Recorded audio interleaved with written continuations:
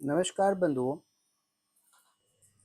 बच्चों को पढ़ाए लिखाए किस लिए, बदलते रिश्ते की कहानी है। एक छोटे से गांव में एक बुजुर्ग किसान रहता था। उसका जीवन बहुत साधारण था। सुबह सूरज निकलने से पहले उठना, खेतों में काम करना, पशुओं की देखभाल करना और शाम को घर लौटकर पूरे परिवार के साथ बैठकर भोजन करना, यही उसकी दिनचर्या बन गई थी। उसने अपनी पूरी जिंदगी अपने परिवार के लिए लगा दी थी। बच्चों को पढ़ाया लिखाया, उनकी हर छोटी बड़ी जरूरत पूरी की। जब कभी बच्चे बीमार पड़ते तो वह रात रात भर जागकर उनकी सेवा करता। जब खेत में फसल खराब होती तो खुद भूखा रह जाता, लेकिन बच्चों की थाली कभी खाली नहीं रहने देता। घर के आंगन में एक बहुत पुराना पेड़ था।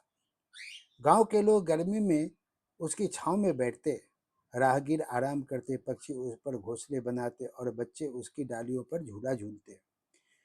एक दिन किसान ने अपने छोटे बेटे से पूछा, बेटा तुम्हें यह पेड़ कैसा लगता है? बेटे ने मुस्कुराकर कहा, बहुत अच्छा, इसकी छांव कितनी ठंडी है। किसान मुस्कुराया और चुप हो गया। समय बीतता गया। बच्चे बड़े हुए, पढ़ लिख कर शहर चले गए। अच्छी नौकरियां मिलने लगी। अब गांव उन्हें पिछड़ा लगने लगा। उन्हें लगा कि आधुनिक जीवन ही असली जीवन है। धीरे धीरे उनका गांव आना कम हो गया। जब भी आते जल्दी लौट जाते।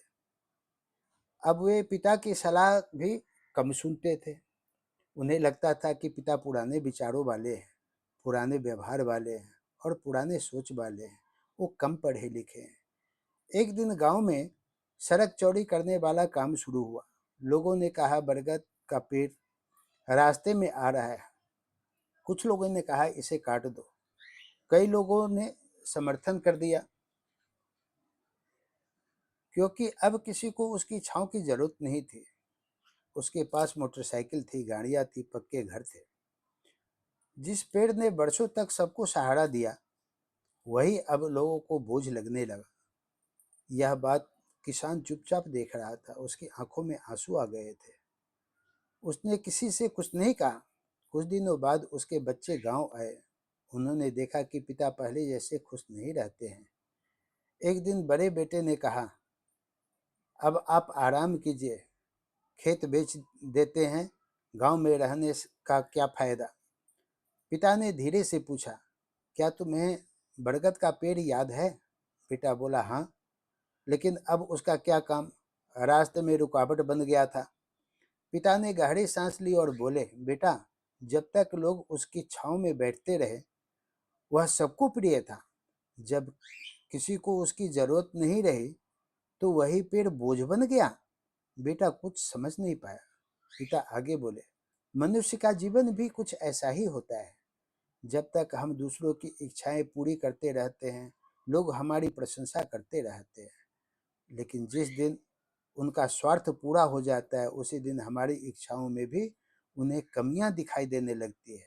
जो धैर्य कभी उन्हें संस्कार लगता था, वही कमजोरी दिखाई देने लगी है।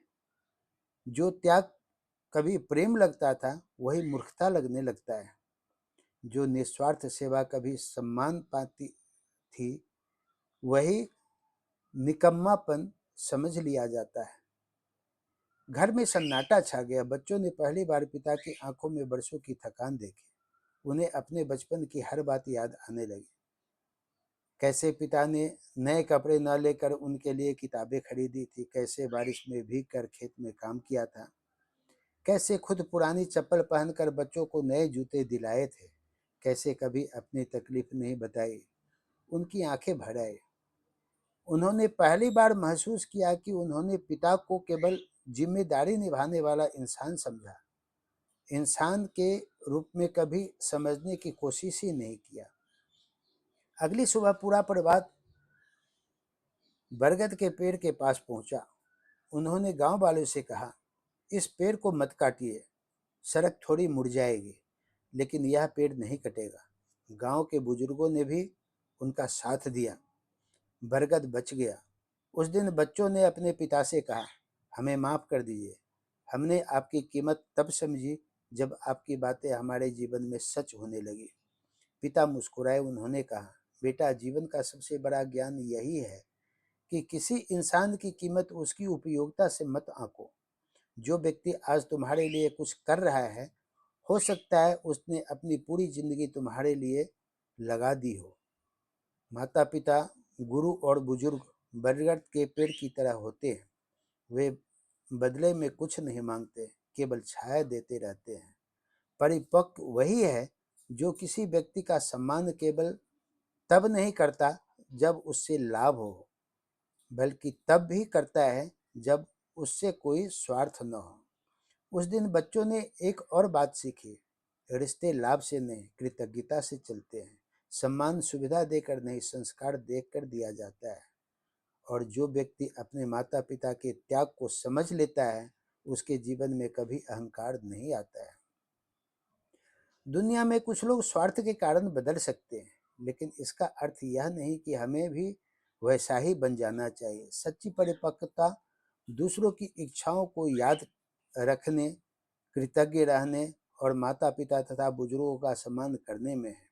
जो बच्चों को यह सीख बचपन में मिल जाती है, वे जीवन में सफल होने के साथ साथ अच्छे इंसान भी बन जाते हैं।